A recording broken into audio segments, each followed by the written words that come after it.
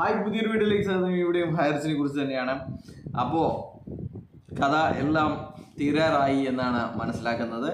അപ്പോൾ ഞാൻ കഴിഞ്ഞ വീഡിയോയിൽ പറഞ്ഞതുപോലെ ഇതുവരേക്കും 15 ദിവസമായിട്ടും ഹൈറിച്ചിൻ്റെ വക്കീല്, സീനിയർ വക്കീല് ഇതുവരേക്കും കൗണ്ടർ ഫയൽ ചെയ്തിട്ടില്ല എന്നുള്ള ഏറ്റവും പുതിയ ഇൻഫർമേഷനാണ് ഹൈറിച്ച് ജോലികൾക്ക് വേണ്ടിയിട്ട് സമർപ്പിക്കുന്നത്.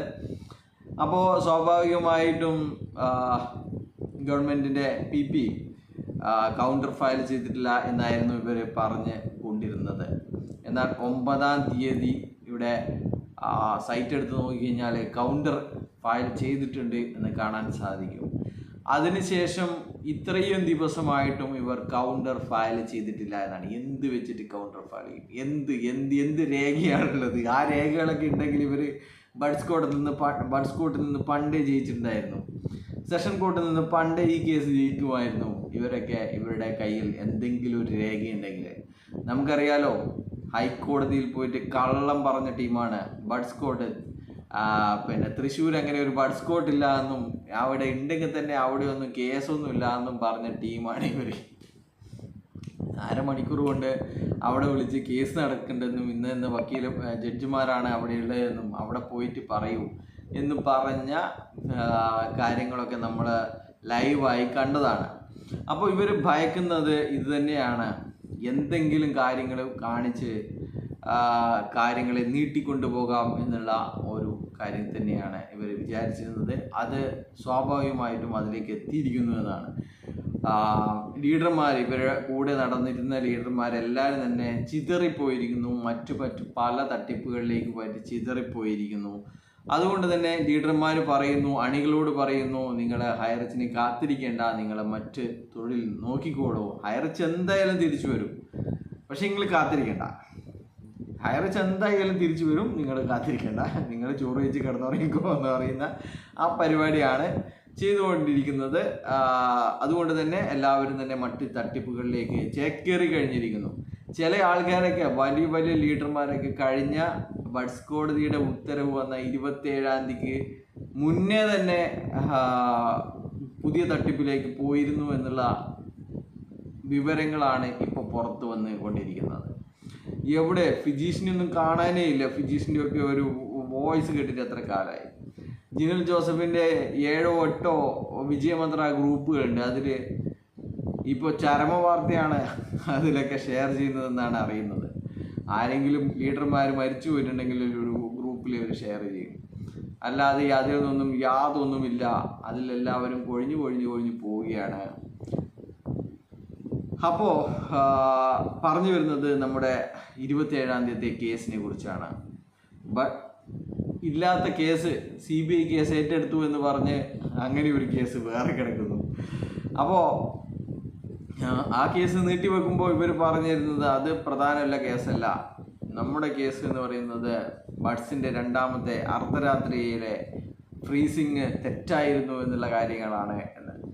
എന്നാൽ അതിനെ ഖണ്ഡിക്കുന്ന എല്ലാ വാദങ്ങളും ഇവർ കാണാത്ത, കേൾക്കാത്ത, അറിയാത്ത കാര്യങ്ങൾ വെച്ചുള്ള അഫിഡവിറ്റുകളാണ് ഗവൺമെൻറ് ഫയൽ ചെയ്തിരിക്കുന്നത്. ആ ഒരു അഫിഡവിറ്റ് തന്നെ മതി ഈ കേസിൽ വാദം കേൾക്കാതെ വിധി പറയാൻ വേണ്ടിയിട്ടുള്ള പ്രാപ്തമായ ഇൻഫർമേഷൻസ് ആ ഒരു ഇതിലുണ്ട്. എന്തായാലും ഗവൺമെൻറ് കള്ളത്തരം പറയേണ്ട ആവശ്യമില്ലല്ലോ. ഗവൺമെൻറ്റിന് കള്ളത്തരം പറയേണ്ട ആവശ്യമില്ല. ഗവൺമെൻറ് ഇവരുടെ എല്ലാ വിധികളെയും ഇവരെന്താണ് ചെയ്തിരുന്നതെന്നും പോലീസിൻ്റെ റിപ്പോർട്ടും ഇവരുടെ നിലവിലുള്ള എല്ലാ FIRകളുടെയും പരാതികളുടെയും ലിസ്റ്റ് സഹിതമാണ് കോടതിയിൽ സമർപ്പിച്ചിട്ടുണ്ടാവുക. അപ്പോൾ ആ ഒരു സംഭവം തന്നെ മതി. നമുക്കെതിരെ ആരും കേസില്ല. ഒരു പോലീസുകാരൻ, പിന്നെ ഒരു രാഷ്ട്രീയക്കാരൻ, ഒരു വേറെ യൂട്യൂബർ, അങ്ങനെയുള്ളവർ മാത്രമാണ് നമ്മൾക്കെതിരെ നടക്കുന്നത്. നമുക്ക് ആർക്കും തന്നെ പരാതിയില്ല എന്ന് പറയുന്ന സ്ഥലത്താണ് ഇത്രയധികം കേസുകളുടെ കൂമ്പാരം കോടതിയുടെ മുമ്പാകെ വന്നിരിക്കുന്നത്. അപ്പോൾ ഇതിനൊക്കെ എങ്ങനെയാണ് മറുപടി പറയേണ്ടത്? ഇപ്പം ചിലപ്പോൾ ശരിക്കും നമ്മുടെ സീനിയർ വക്കീൽ രാജീവ് സാർ ഇപ്പോൾ ഇവരെ ശപിക്കുന്നുണ്ട്. അങ്ങനെ ഓരോരുത്തരും ഓരോ കാര്യങ്ങളൊക്കെ കൊടുക്കുകയും ചെയ്തിട്ട് നമ്മളെ ഇടങ്ങാറാക്കി ഈ നാറ്റ കേസ് മണി ചെയിൻ കേസിൽ തോക്കേണ്ട ഗതികേടിലായിരിക്കും ചിലപ്പോൾ അദ്ദേഹം. ഒരു മണി ചെയിൻ കേസ് ഏറ്റെടുത്തിട്ട് വാദിച്ച് തോക്കേണ്ട ഗതികേടിലാവും ഈ സീനിയർ വക്കീലിൻ്റെ അവസ്ഥ എന്ന് പറയുന്നത്. എന്തായാലും വരാൻ പോകുന്നത് ഈ 2 കേസുകളും അടുത്ത ഹിയറിങ്ങിൽ പിൻവലിക്കുമെന്നുള്ള ലേറ്റസ്റ്റ് ഇൻഫർമേഷനാണ് ഇവരുടെ ഗ്രൂപ്പുകളിൽ നിന്ന് കിട്ടുന്നത്. എന്ത് തന്നെയായാലും ഇനി ഈ കേസിൽ യാതൊരു വിധത്തിലുള്ള കാര്യങ്ങളും മുന്നോട്ട് പോക്കും സാധ്യമല്ല.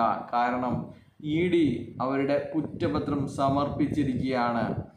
ED കുറ്റപത്രം സമർപ്പിച്ച ഒരു കേസിൽ അന്വേഷണം തന്നെ വേണ്ട എന്നുള്ള നിലപാട് ഏതൊരു കോടതിക്കും എടുക്കാൻ സാധിക്കില്ല എന്നുള്ളതാണ്. ED കുറ്റപത്രം സമർപ്പിച്ച ഒരു കേസിൽ ട്രയലിൽ നടക്കാൻ പാടില്ല, അന്വേഷണം പാടില്ല എന്നൊക്കെ ഏതെങ്കിലും ഒരു ജഡ്ജിക്ക് വിധിക്കാൻ സാധിക്കുമോ? ഇവരിത്രയും മണ്ടന്മാരാണ്. അപ്പോൾ ഇനിയുള്ളത് 27-ാം തീയതി 2 കാര്യങ്ങൾ ചിലപ്പോൾ സംഭവിക്കാം. അതിൽ ഒന്ന് ഉറപ്പായും സംഭവിക്കാൻ സാധ്യതയുള്ളത് കേസ് പിൻവലിക്കുക എന്നുള്ളത് തന്നെയാണ്. 8ഓളം കേസുകൾ പിൻവലിച്ച ചരിത്രമുള്ള ഒരു കമ്പനിയാണ്. കഴിഞ്ഞ 11 മാസത്തിനിടയ്ക്ക് 8 കേസുകൾ പിൻവലിച്ചുള്ള ചരിത്രമുള്ള കമ്പനിയാണ്. അപ്പോൾ 9ാമത്തെ കേസും കൂടി നാളെ അല്ലെങ്കിൽ 27-ാം തീയതി പിൻവലിക്കും എന്നുള്ള ഇൻഫർമേഷനാണ് ഇവരുടെ ഗ്രൂപ്പുകളിൽ നിന്ന് വലിയ വലിയ ലീഡർമാർ പങ്കുവെക്കുന്നത്. കാര്യമില്ല, ഇനി അങ്ങനെ ഒരു കാര്യമില്ല, നമ്മൾ തെറ്റ് ചെയ്തു, നമ്മൾ അവിടെ കേസ് കൊടുക്കുന്നുണ്ടെങ്കിൽ നമ്മൾ ബഡ്സ് കോർട്ടിൽ കേസ് കൊടുക്കാൻ പാടില്ലായിരുന്നു എന്നാണ് ഇവരിപ്പോൾ പറയുന്നത്. നമ്മൾ ബഡ്സ് കോർട്ടിൽ കൊടുക്കുകയും അല്ലേ, ഇത് നമ്മുടെ ചോറ് വേണ്ടാന്ന് പറഞ്ഞിട്ടുണ്ടെങ്കിൽ ചോറ് വേണ്ടാന്ന് പറഞ്ഞിട്ട് അവിടെ ഇരിക്കുക വേണ്ട, അല്ലാണ്ട് കൈയും ഇരുന്നിട്ട് പറയുകയാണ് എനിക്ക് ചോറ് വേണ്ടാന്ന്. അങ്ങനെ ഒരു നടക്കുമോ എവിടെയെങ്കിലും? അപ്പോൾ ഇതാണ് ഇവിടെ നടക്കുന്നത്. ഇവിടെ ബഡ്സ് കോർട്ടിൽ, സെഷൻ കോർട്ടിൽ കേസ് ഫയൽ ചെയ്തു, പിന്നെ ട്രയൽ നടന്നുകൊണ്ടിരിക്കുന്നു. അപ്പോൾ ഹൈക്കോടതിയിലും പോയിട്ട് അവിടെ പറയാ ഇങ്ങനെ ഇത് നടക്കാൻ പാടില്ല, ഈ രണ്ടാമത് ഫ്രീസ് ചെയ്തത് തെറ്റാണ് എന്ന്. അങ്ങനെയുണ്ടെങ്കിൽ ഇവർ തെറ്റാണ് എന്ന് ഇവർക്ക് അവിടെ ഉണ്ടെങ്കിൽ ഇവർ അവിടെ മാത്രം കൊടുത്താൽ മതിയായിരുന്നു. അപ്പോൾ അതിൽ വിധി വന്നിട്ട് അവൻ പറയും നിങ്ങൾക്ക് ഒരു റെമഡി ഉണ്ട്, നിങ്ങൾക്ക് അവിടെ കൊടുക്കാം, അവിടെ പോയിട്ട് ഫയൽ ചെയ്യൂ, അവിടെ പോയി വാദിക്കൂ എന്ന്. അപ്പോൾ ഇവിടെ വാദങ്ങളൊക്കെ നടന്നു കഴിഞ്ഞിരിക്കുന്നു. ഇവിടെ വിധിക്ക് വേണ്ടി മാത്രം വെയിറ്റ് ചെയ്യാണ്. ഈ ഒരു കേസ് ഇവിടെ ഉണ്ട് എന്ന് പറഞ്ഞിട്ട് ഇവർ നാളെ തീരും, മറ്റന്നാൾ തീരും എന്ന് പറഞ്ഞിട്ട് അതുകൊണ്ട് നിങ്ങൾ വിധി പ്രസ്താവിക്കല്ലേ എന്നുള്ള അപേക്ഷയുമായിട്ട് അവിടെ നിൽക്കുകയാണ്. എന്നാൽ ഇവിടെ ആണെങ്കിൽ ഇവിടെ പറയുന്നു ഇത് തെറ്റാണ് എന്ന് പറഞ്ഞിരിക്കുന്നു. അപ്പോൾ എന്തായാലും ഈ ഒരു വലിയൊരു തെറ്റാണ് ഈ ഹൈറേഞ്ചിൻ്റെ ഭാഗത്തു നിന്നായിട്ട് ഉണ്ടായിരിക്കുന്നത്. സെഷൻ കോർട്ടിൽ ഫയൽ ചെയ്തതോടുകൂടി ഇവരുടെ അതിൻ്റെ മുകളിലത്തെ കോടതിയിൽ പോയ കാര്യങ്ങൾ അപ്രസക്തമായിരിക്കുന്നു എന്നുള്ളതാണ്. അപ്പോൾ അത്തരം കാര്യങ്ങൾ അടക്കം അഫിഡവിറ്റിൽ ഉണ്ടാവാൻ സാധ്യതയുണ്ട് എന്നുള്ളതാണ്. അപ്പോൾ ഇതൊരു തരത്തിലുള്ള പറ്റിക്കലാണ്, കോടതികളെ പറ്റിക്കുന്ന പരിപാടിയാണ്. ഇവർ അത് തന്നെയാണ് ചെയ്തുകൊണ്ടിരുന്നത്. പണ്ട് തൃശ്ശൂർ അങ്ങനെ കോടതി പോലും ഇല്ല എന്ന് പറഞ്ഞ ആൾക്കാരാണ് ഇവരുടെ വക്കീലന്മാർ.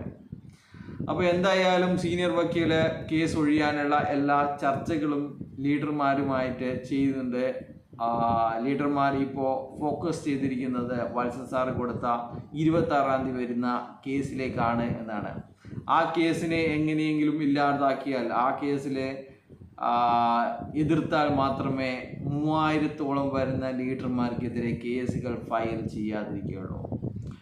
12 ജില്ലാ പോലീസ് മേധാവികൾക്ക് കൊടുത്ത പരാതിന്മേൽ FIR ഇടണം, ഈ കമ്പനിക്കെതിരെ CBI അന്വേഷണം ആവശ്യമാണ് എന്ന് പറഞ്ഞിട്ടുള്ള കേസാണ് 26-ാം തീയതി കേസ്.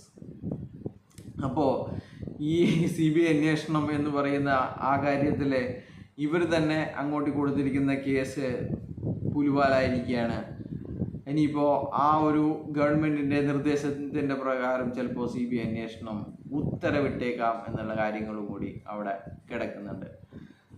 എന്തായാലും 27-ാം തീയതി കേസ് ഹൈറിച്ചുകാരെ സംബന്ധിച്ചിടത്തോളം അപ്രസക്തമായിരിക്കുന്നു എന്നുള്ള വാർത്തയാണ് പങ്കുവെക്കാനുള്ളത്. അപ്പോൾ ബൈ.